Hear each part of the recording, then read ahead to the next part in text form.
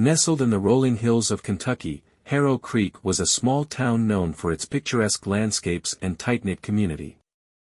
It was the kind of place where everyone knew everyone, where gossip spread faster than the morning mist over the fields. But beneath the quaint charm, Harrow Creek had its secrets. One of them was the stretch of road locals called the Vanishing Point. The road itself was nothing special, a narrow, winding path cutting through the dense woods outside town. It connected Harrow Creek to the nearby highway but was rarely used, as most preferred the safer, well-lit main road. But for those in a hurry, the Vanishing Point offered a tempting shortcut. The problem was, people who drove that road at night sometimes didn't make it to the other side. At first, it was just whispers. A trucker who never made his delivery. A young couple who vanished after a night out.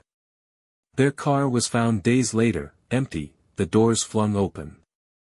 Locals blamed everything from wild animals to criminal activity, but no clear answers ever surfaced.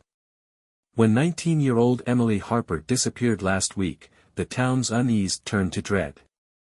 Emily was a bright, spirited girl, a local favorite who worked at the diner downtown.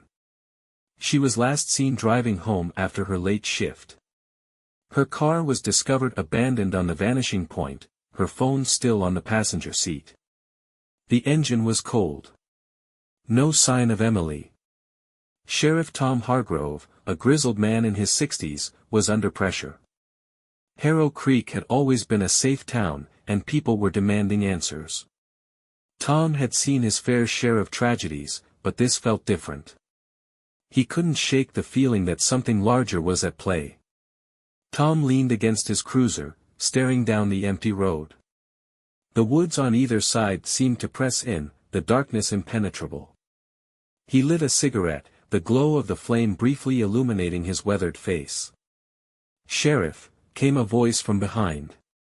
It was Deputy Carla Gomez, her expression tense. "Another report just came in. A hiker claims he found something in the woods near the Vanishing Point." Tom exhaled a cloud of smoke, his heart sinking. "Let's go." As they drove toward the woods, a heavy silence settled between them. Tom's hands gripped the wheel tighter. He didn't say it aloud, but he knew, whatever was happening on the Vanishing Point was only just beginning. The gravel crunched under the cruiser's tires as Sheriff Hargrove and Deputy Gomez pulled up near the woods. The headlights illuminated a wiry man pacing nervously by his truck. He waved frantically as they stepped out. "You the one who called it in?" Tom asked, his voice steady but firm. The man nodded. "Name's Joe Matthews. I was out hunting. Got a permit and all," he said quickly, as if anticipating suspicion. "I wasn't looking to cause trouble, but I found something back there." Tom motioned for him to lead the way. Joe grabbed a flashlight from his truck and started down a narrow deer path into the woods. The beam of light danced over the underbrush, casting long, eerie shadows. "What exactly did you find?" Carla asked, breaking the silence. Joe hesitated. "It's hard to explain. It's weird. You'll see." The deeper they went, the darker it got. Even with their flashlights, the dense canopy of branches above seemed to swallow the light. The air was thick with the earthy scent of moss and decay. Tom kept his hand close to his holster, an unease settling in his chest. Finally, Joe stopped. "There," he said, pointing his flashlight ahead. At first, it looked like just a pile of debris, branches, leaves, and dirt. But as Tom stepped closer, his stomach turned. It wasn't debris. It was a backpack, torn and partially buried, the fabric stained dark.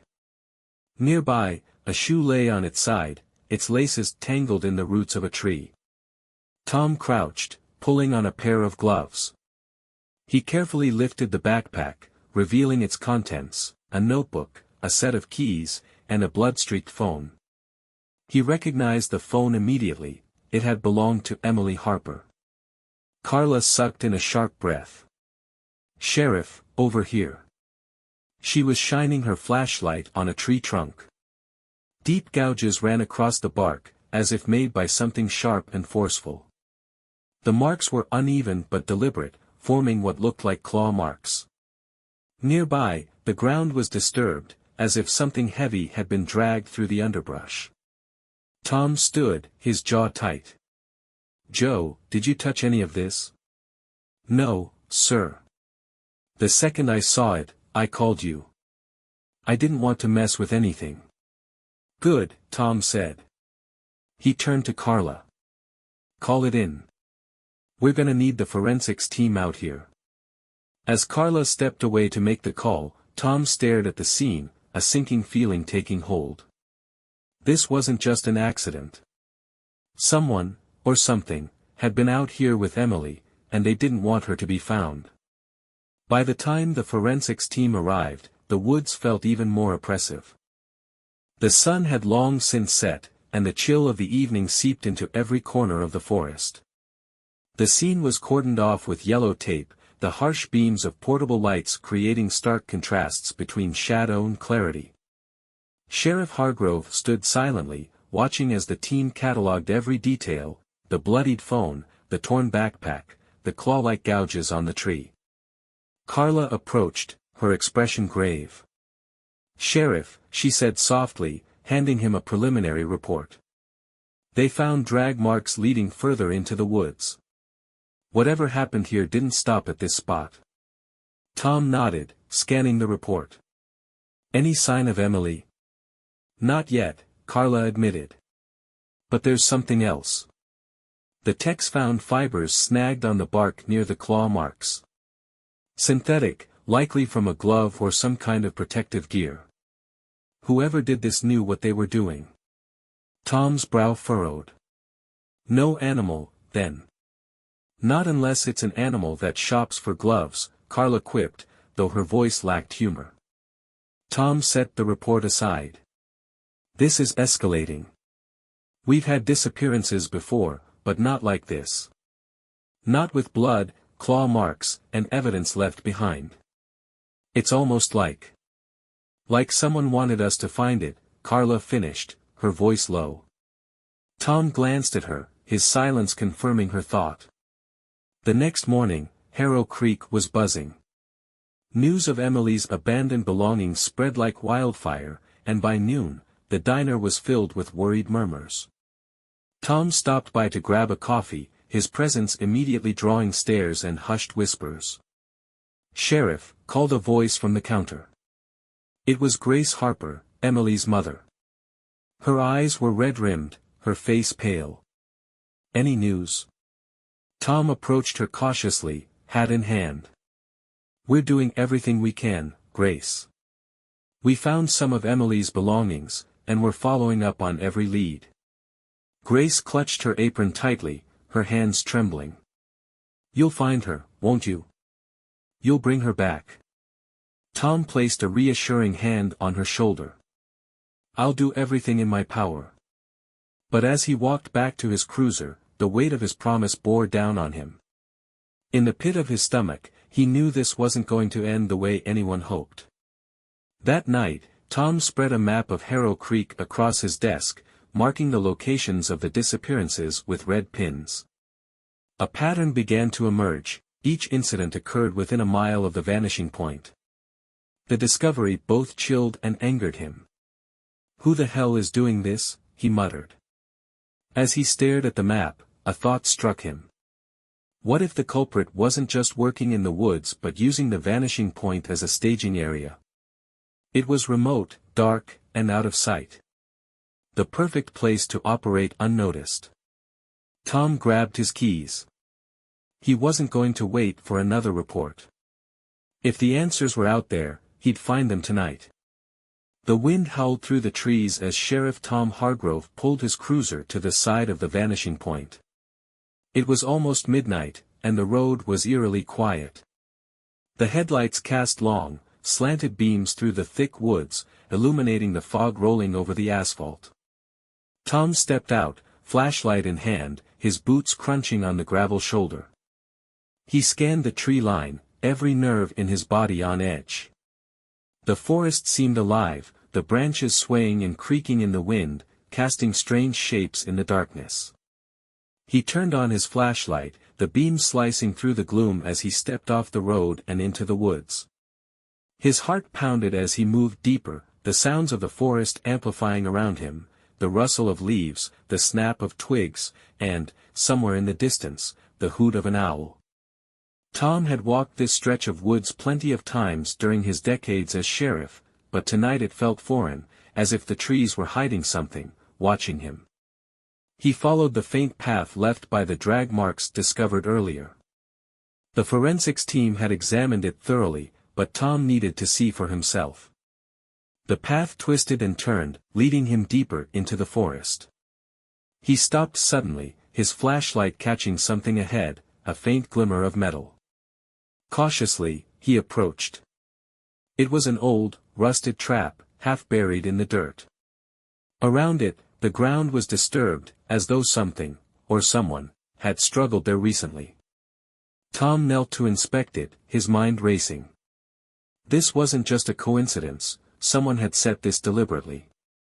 As he stood, a sudden noise made him freeze, a sharp crack of a branch, followed by the unmistakable sound of movement. It was close. Too close. Tom spun around, his flashlight sweeping through the trees. "Hello?" he called, his voice firm but edged with unease. No response. The woods fell silent again, save for the faint rustling of leaves. "Who's out there?" Tom demanded, his hand moving instinctively to the gun at his hip. Then he heard it, a low, guttural sound, like a growl, but human. His flashlight caught a glimpse of movement, a figure darting between the trees, too quick to make out any details. "Stop!" Tom shouted, drawing his weapon. He stepped forward cautiously, his flashlight scanning the area. But the figure was gone. The forest swallowed it whole, leaving Tom alone once more. Shaken but determined, he marked the location on his map and returned to his cruiser. He needed backup, and he needed it fast. Whatever was hiding in these woods wasn't just dangerous, it was hunting. The next morning, Sheriff Hargrove called an emergency meeting at the station. The small conference room was packed with his deputies and a few members of the forensics team. A map of the area was pinned to the wall, dotted with red and yellow markers representing key locations of disappearances and evidence. Tom stood at the head of the room, his face grim. He pointed to the section of the map near the vanishing point. "This is where I was last night," he began, tapping the map with his finger. "Found an old trap, likely used for hunting. But there's more. I saw someone, or something, moving in the woods. Fast, quiet, like they knew the terrain." The room murmured with unease. Deputy Gomez leaned forward.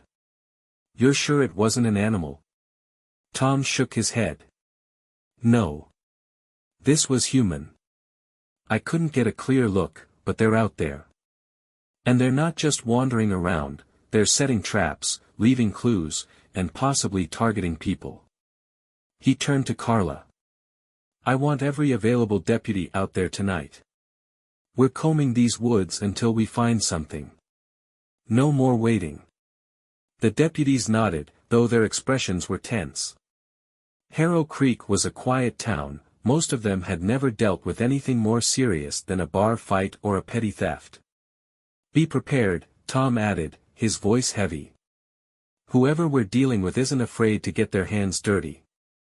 That evening, as the search teams fanned out into the woods, Tom and Carla worked together, retracing his steps from the night before. The air was cold, their breaths visible in the dim beams of their flashlights. "What do you think we're looking for?" Carla asked, her voice low. "Patterns," Tom replied. "Anything that doesn't belong, traps, markings, trails. Whoever's behind this has been careful, but they're not perfect. They'll slip up eventually." As they moved deeper into the woods, Carla's flashlight caught something unusual on a tree trunk. She stopped, shining the light on what looked like freshly carved symbols. "Sheriff, take a look at this." Tom examined the markings closely. They weren't random scratches but deliberate shapes, almost like a code or a warning.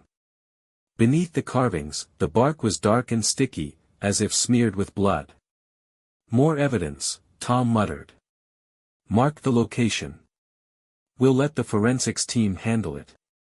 They continued down the trail, their nerves stretched thin. The forest seemed unnaturally quiet, the usual chorus of crickets and owls eerily absent. Then came the scream. It pierced the stillness, raw and desperate, echoing through the trees. Carla froze, her eyes wide. That came from the east. "Let's move," Tom barked, drawing his weapon. They ran toward the sound, their flashlights bouncing wildly. The scream came again, fainter this time, as if whoever it belonged to was being dragged away. When they reached the source, all they found was a torn jacket, tangled in the underbrush. The fabric was soaked in blood. Tom's stomach twisted. Whoever they were chasing was always one step ahead. The forest swallowed them whole, the faint trail growing fainter as Tom and Carla pushed forward. The torn, blood-soaked jacket lay abandoned behind them, marked for the forensics team. For now, they followed instinct and the faint traces of movement, broken branches, disturbed leaves, a scuff of dirt that hinted at a struggle. Carla's flashlight flickered. "Damn it," she muttered, slapping the device. The light steadied, but her unease grew. "We should call for backup, Sheriff. This feels like a setup." Tom nodded. She wasn't wrong, but every second they delayed could mean the difference between life and death. "Radio them. Get everyone to converge here." Carla grabbed her radio. "Dispatch, this is Deputy Gomez. We need immediate assistance, coordinates to follow." Static crackled, then a faint voice responded. "Acknowledged. Backup en route." Tom's flashlight caught something ahead, a clearing. He motioned for Carla to follow, and they crept forward, their boots silent against the damp forest floor. As they stepped into the open space, the scene before them made their blood run cold. In the center of the clearing was a crude wooden structure, almost like a makeshift shrine. Around it were scattered items, shoes, pieces of clothing, and what looked like personal belongings, watches, wallets, even a child's stuffed bear. All of it arranged in a sickening display. "Jesus," Carla whispered, covering her mouth. Tom stepped closer, his eyes scanning every detail. The structure itself was adorned with the same symbols they'd found carved into the trees, but these were painted, thick, dripping strokes of red that smelled faintly metallic. "Blood. This isn't just someone hiding out," Tom said, his voice low. "This is ritualistic. They're leaving a message." Carla shone her flashlight around the perimeter of the clearing, stopping when the beam landed on something half buried in the dirt. She crouched, brushing away the soil to reveal a rusted blade, its edge jagged and stained. "Whoever this is, they're armed," she said, standing quickly. Tom's instincts screamed at him to leave, but before he could say anything, a noise came from the trees, a low, guttural sound, almost like laughter. It was close. "Sheriff," Carla began, her hand moving to her weapon. "Stay sharp," Tom said, turning in a slow circle. "They're watching us." The laughter came again, this time from a different direction. Then another, and another, until it surrounded them. Tom raised his voice. "Show yourself. We're armed." The forest fell silent. For a moment, it seemed as if whoever was out there had gone. But then, from the shadows, a figure stepped into the edge of the clearing.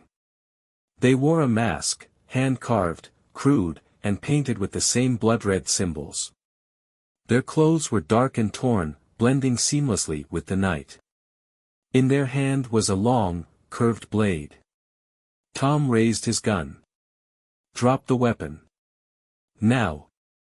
The figure tilted their head, as if considering the command. Then, without warning, they turned and disappeared back into the trees. After them. Tom yelled, but as they gave chase, the forest seemed to close in, the figure vanishing as quickly as it had appeared. When they finally stopped, out of breath and disoriented, Tom realized the horrifying truth: they were being led deeper into the woods, away from safety. Tom and Carla stopped to catch their breath, their flashlights casting frantic beams through the dense forest. The figure was gone, swallowed by the shadows. The silence was deafening, the air thick with the sense that they were not alone. "This isn't right," Carla said between breaths, her voice trembling. "They're playing with us." Tom nodded, scanning the darkness for any movement. "They know this terrain better than we do. We need to regroup with the others." Carla grabbed her radio, but the static that greeted her was unnerving. She adjusted the dial, trying different frequencies, but the connection was dead. "No signal," she said, her face pale. Tom frowned. "Let's backtrack. We'll find the trail and head to the rendezvous point." As they turned to leave, a sharp, metallic snap echoed behind them. Both froze, instincts kicking in.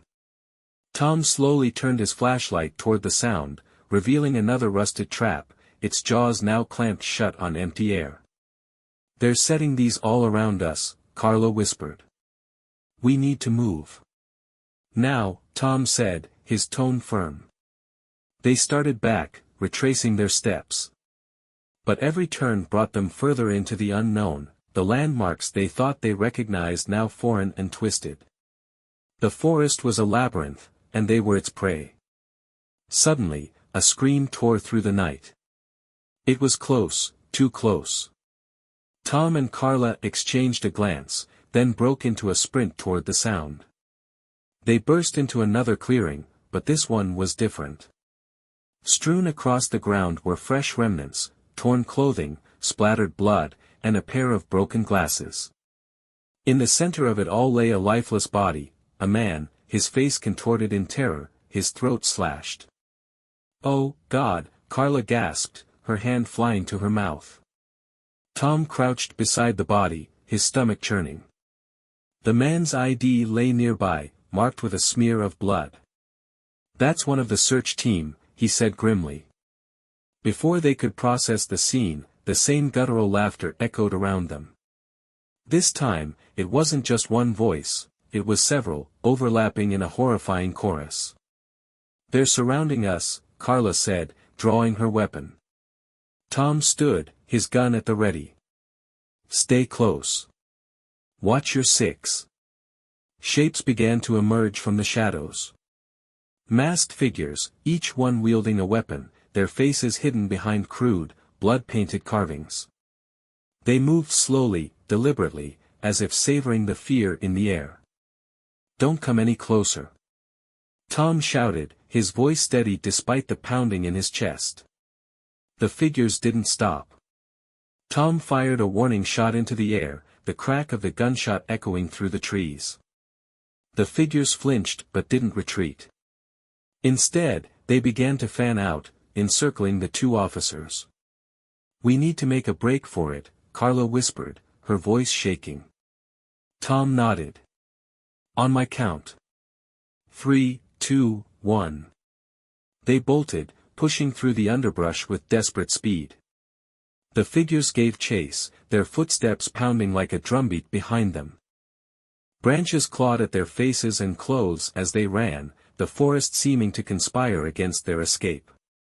Carla stumbled but regained her footing, her flashlight tumbling to the ground and plunging the area into deeper darkness. "Keep moving," Tom yelled, grabbing her arm and pulling her forward.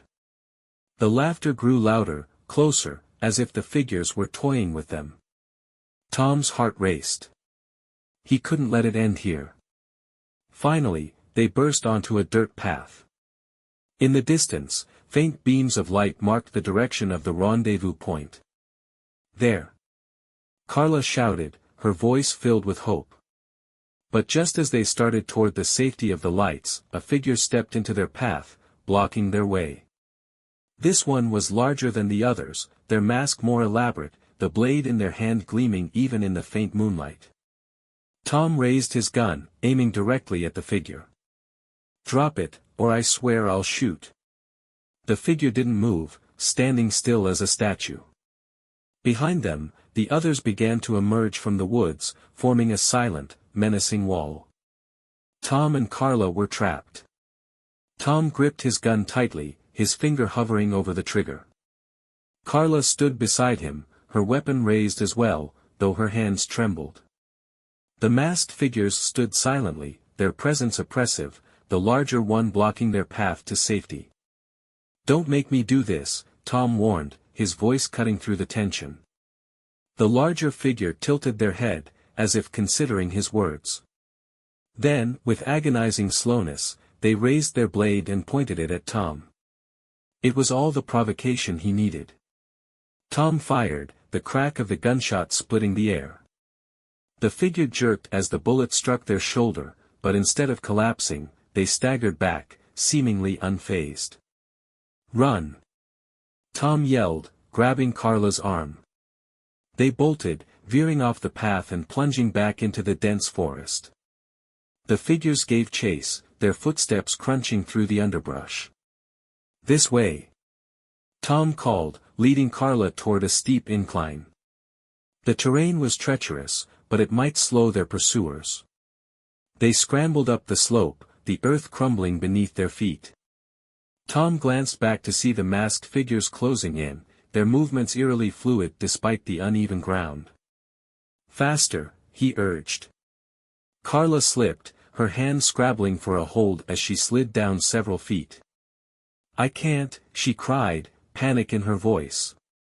Tom slid back to her, grabbing her arm and hauling her up. "You can do this. Keep moving." They reached the top of the incline and found themselves on a narrow ridge overlooking the forest. The moonlight illuminated the area, giving them a fleeting sense of clarity. Below, the figures gathered, their masks glowing faintly in the pale light. "They're waiting," Carla said, her voice barely above a whisper. Tom scanned the ridge, his eyes landing on a fallen tree that formed a precarious bridge to another section of the forest. It was their only option. "Come on," he said, leading Carla toward the tree. The trunk was slick with moss, and the drop below was dizzying. Tom stepped onto it first, his arms outstretched for balance. "One step at a time. Don't look down." Carla hesitated but followed, her breaths shallow. Behind them, the masked figures began to climb the slope, their patience seemingly exhausted. Halfway across, the tree groaned under their weight, the sound echoing through the ravine. Carla froze. "It's going to break." "Keep going," Tom shouted.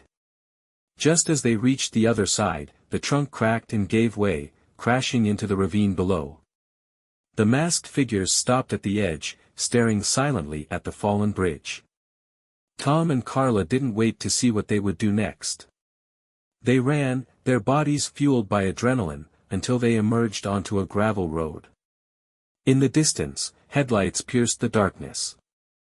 A patrol car skidded to a stop, and two deputies jumped out, their weapons drawn. "Sheriff." "Deputy. Are you okay?" Tom nodded, his chest heaving. "Get us out of here. Now." As they climbed into the car, Tom glanced back toward the forest. The masked figures were gone, but the sense of being watched remained, heavy and unrelenting. The patrol car sped through the narrow, winding roads, its tires kicking up gravel as it raced toward the safety of town. Tom sat in the back, his eyes fixed on the rearview mirror, scanning the darkness for any sign of the masked figures. Carla sat beside him, her face pale, her hands still trembling despite the fact that they were no longer in immediate danger. "Sheriff, are you sure you're all right?" Deputy Thompson, who had been driving, asked glancing back. Tom nodded but didn't answer. His mind raced, processing everything that had happened in the past hours. It didn't make sense. The figures, they weren't just random killers. There was something more to this.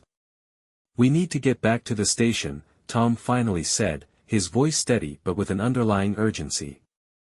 "We need to get everything we can on these people before they strike again." Carla turned to him, her eyes wide with fear. "What do you mean, before they strike again? You think they're still out there?" Tom met her gaze.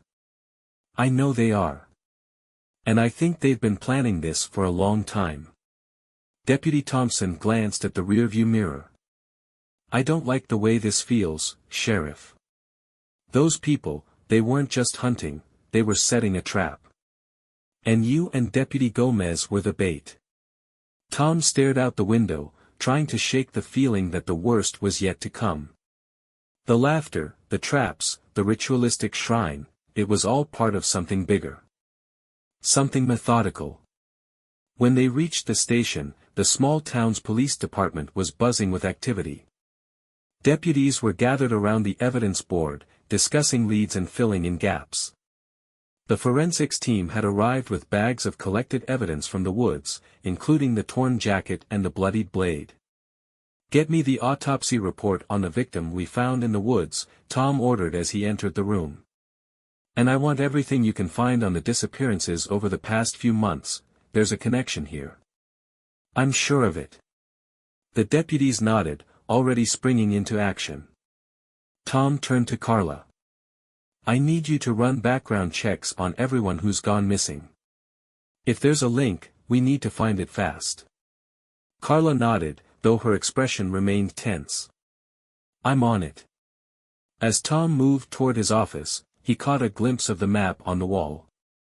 The red and yellow markers were everywhere, each one representing another missing person. He traced the lines connecting the dots, the pattern becoming clearer the more he looked at it. Suddenly, it hit him. "Gomez!" Tom called, his voice urgent. Carla rushed over. "What is it, Sheriff?" Tom pointed at the map. "These disappearances, they're not random. They're organized. Look at the pattern. They're following a route." Carla stared at the map, her eyes widening as she understood what Tom was suggesting. "You're saying they're leading us somewhere?" "Yes," Tom said, his voice low. "And I think we've just stumbled into the first part of their plan." Before Carla could respond, Deputy Thompson entered the room, holding up a sealed envelope. "Sheriff, we just got word from forensics. They found something." Tom's stomach tightened. "What?" Thompson handed him the envelope. "It's a photo of the victim we found in the woods. And there's something strange about it." Tom opened the envelope and pulled out the photo. His blood ran cold as he looked at the image, an image of the victim, but his eyes were wide open, locked in a stare that seemed too intentional. And in the reflection of his eye was a figure. A mask. The same mask they had seen in the woods. "We're dealing with something much worse than we thought," Tom muttered, staring at the photo in disbelief. Carla stepped forward, her voice shaking. "Sheriff, what now?" Tom looked up, a fire igniting in his chest. "Now we end this. We find them. We end this before they can hurt anyone else." But as he said it, a sinking feeling settled in his gut. He knew that the people behind this were no ordinary criminals. Whoever they were, they had been watching them all along, and they were closer than they realized. The night was thick with tension as Tom and Carla prepared for what was to come. The map had led them to a remote area outside of town, one that had been marked by several mysterious disappearances in the last year. Tom stared at the coordinates on the screen, his mind racing. He had a bad feeling. This was no longer just about tracking down a few missing people. This was a well-coordinated operation, a ruthless group that knew how to cover their tracks, and they had been waiting for this moment. "We need backup," Carla said, her voice steady but laced with apprehension. Tom shook his head. No time. We move fast, we move smart. The two officers climbed into their patrol car, the headlights cutting through the darkness as they drove toward the location. The forest stretched endlessly around them, the trees standing like silent sentinels. Every now and then, they passed an old, abandoned building or an overgrown path that seemed to lead nowhere. But Tom knew better than to let his guard down. Every inch of this place had been scouted by the people they were hunting. As they approached the designated area, they parked the car in a small clearing, surrounded by thick woods on all sides. Tom grabbed his gear and slung it over his shoulder. Carla did the same, checking her weapon one last time. "We move in quiet," Tom whispered. "They'll be listening." Carla nodded. The two officers made their way through the trees, their steps soft on the leaf-covered ground. Every crack of a branch beneath their boots seemed amplified in the dead silence of the forest. Tom's mind raced through every piece of information they had, trying to piece it all together. There was no time to waste. They were close. Minutes later, they reached an old shack, the wood rotting and leaning at odd angles. The smell of decay lingered in the air, and Tom felt a shiver run down his spine. This was it. He could feel it. They crept closer, peering through a broken window. Inside, several masked figures sat around a small fire. Their faces were obscured, but their posture was unmistakable. These were the same people who had been hunting them through the woods. Tom's heart beat faster, adrenaline flooding his veins. "They're preparing something," Carla whispered. Tom nodded, his eyes fixed on the figures. He could make out bits and pieces of their conversation, but it was the same disjointed nonsense they had heard on the radios earlier. It was as if they were speaking in code, a language that Tom didn't understand but felt deeply uncomfortable with. "Wait here," he said, motioning for Carla to stay put. He moved silently to the side, scanning for another entrance. The last thing they needed was to walk straight into a trap. Just as he was about to circle around to the back of the shack, a rustling sound echoed behind him. He whipped around, but it was too late. One of the masked figures was standing in the shadows, blocking his path. Tom froze, his hand instinctively going to his gun. "I don't want to do this," he said, his voice low but firm. The figure didn't respond. Instead, they stepped forward, the blade in their hand gleaming under the moonlight. Tom's pulse quickened. There was no choice now. The figure lunged, and Tom ducked, narrowly avoiding the swing of the blade. He drew his weapon and fired, the sound of the gunshot loud in the still night. The figure staggered but didn't fall. Instead, they grinned, an eerie, chilling smile. Tom's heart sank as the figure stepped back into the shadows, disappearing into the woods. "Sheriff?" Carla called from the other side of the shack. Tom didn't answer immediately. He could still hear the figure's footsteps, distant yet unmistakable. Whoever they weren't just killers, they were playing a game. And Tom was the pawn. "We need to go," Tom said, his voice tense. He turned and motioned for Carla to follow. "This isn't just about us anymore. They've set this up. It's a trap. They want us to find them." Carla's eyes widened, realization dawning on her. "Then what do we do?" "We finish this," Tom said, his voice cold. "We find their headquarters. We stop them before they can do any more damage." But as they moved through the trees, they heard something they hadn't expected, the sound of a car engine approaching, low and rumbling. Tom and Carla exchanged a glance, both of them knowing that whatever was coming next, it would be the last thing they ever expected.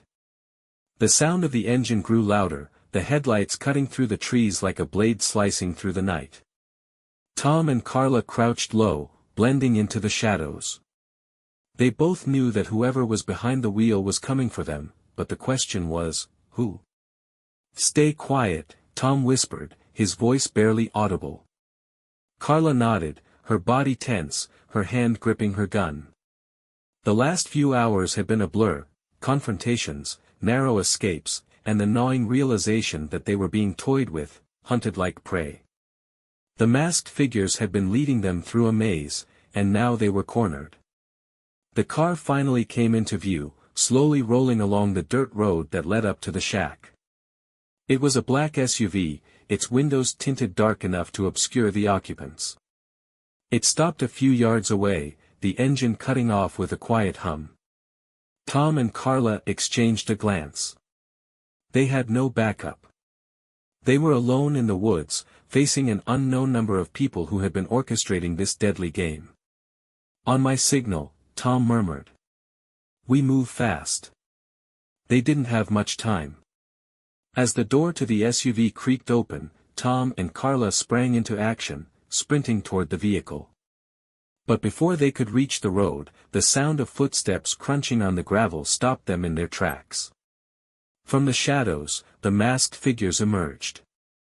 At least 5 of them, their eyes glowing faintly in the darkness, their weapons drawn. They were calm, methodical. This wasn't a fight, they were preparing for the final act. "Sheriff," one of the figures said, his voice distorted, mechanical. "You've been a worthy opponent. But this is where it ends." Tom's pulse quickened. "Who are you?"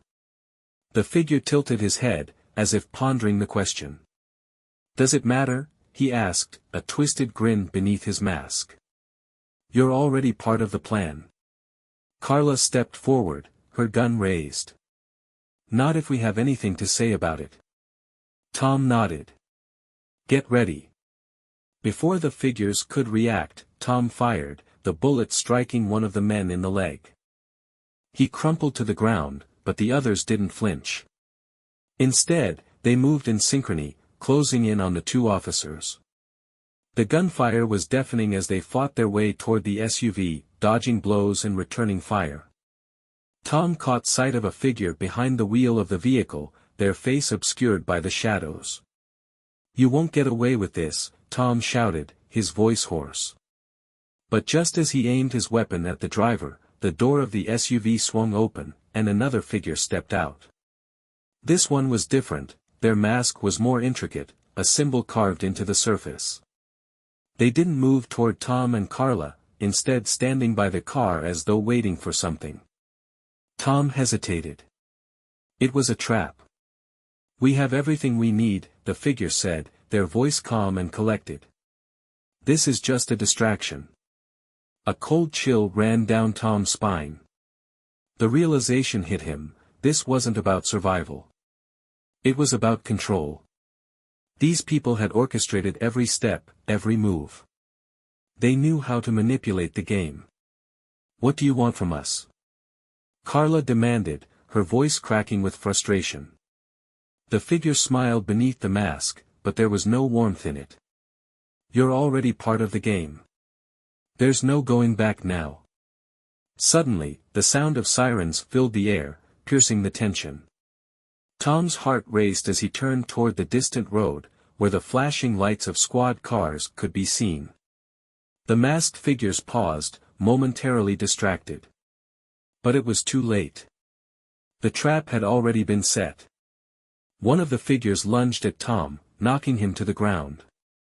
The others followed suit, and within moments, both officers were overwhelmed, struggling beneath the weight of the attackers. Just as the darkness began to close in, a bright flash of light filled the forest, followed by the unmistakable sound of gunfire. The figures scattered, retreating into the trees as the police cars screeched to a halt. Officers rushed to Tom and Carla, pulling the masked figures off of them. It was chaos. Tom struggled to catch his breath as the figures were handcuffed and dragged away. But even as the situation seemed to stabilize, the nagging feeling of unease remained. "This isn't over," Tom muttered, his voice filled with a grim determination. Carla looked up at him, her face battered but resolute. "No. But it's a start." Tom stood up, his knees weak but his resolve unwavering. The masked figures had been captured, but he knew that the game wasn't over yet. There was still more to uncover, more secrets to expose. And as the forest settled back into its eerie silence, Tom couldn't shake the feeling that someone, somewhere, was still watching them. The story wasn't over. But they had won this battle. The cold morning light filtered through the trees as the sound of police sirens echoed in the distance. Tom sat in the back of an ambulance, his head still spinning from the chaos of the night. The weight of everything that had happened was starting to settle in. They had captured the masked figures, but something in Tom's gut told him that the real truth was still out there, hiding just beyond reach. Carla sat beside him, her face pale, but there was a quiet determination in her eyes. She had seen it too, the things they had found in the woods, the shrine, the eerie messages on the radios. There was no denying it now. They had been part of something much bigger, something that stretched far beyond a simple group of criminals. "Sheriff," a voice called from the entrance of the ambulance. Tom looked up to see Deputy Thompson, holding a folder. His face was drawn, his eyes wide with something Tom couldn't quite place. "What is it?" Tom asked, wiping his forehead. Thompson stepped forward, handing him the folder. "You're going to want to see this." Tom took the folder and opened it. The first page was a photograph, one of the missing people, but this time, it wasn't just any photo. It was a grainy image of a man standing in front of a cabin, the same cabin Tom and Carla had visited the night before. The man was wearing a familiar mask, but his eyes were unmistakable. Tom's breath caught in his throat. "This can't be." Thompson nodded grimly. "It's one of the people who disappeared a few months ago. We found this on the body of one of the masked figures." Tom turned the page. The next photograph showed a list, handwritten in a neat, organized script. It was a list of names, more missing people, more families torn apart. But then something caught his eye at the bottom of the page. A symbol, similar to the one Tom had seen on the masks. "It's a cult," Tom said, his voice low. "They've been operating for years." Carla leaned in, scanning the pages. "But why target us? Why now?" Thompson shrugged. "We don't know yet. But the one thing we do know is that this wasn't just about those people in the woods. It's part of something much bigger, something that spans across towns, maybe even states." Tom clenched his fists. "We've only scratched the surface." Thompson hesitated. "There's more. We found something else. The leader of the group, he's still out there." Carla's eyes widened. "You mean?" Tom nodded. "The man in the photo. The one who's been orchestrating all of this. He's still alive. And if we don't find him soon, more people will disappear." The weight of the truth pressed down on Tom like a heavy stone. For a moment, everything felt surreal. They had thought they had won. They had thought they had caught the people behind the disappearances. But the real mastermind, the one pulling the strings, was still out there, waiting. "We'll find him," Tom said, his voice steady, but the fire in his chest was unmistakable. "And when we do, it ends." The sun had fully risen now, casting a bright light over the forest.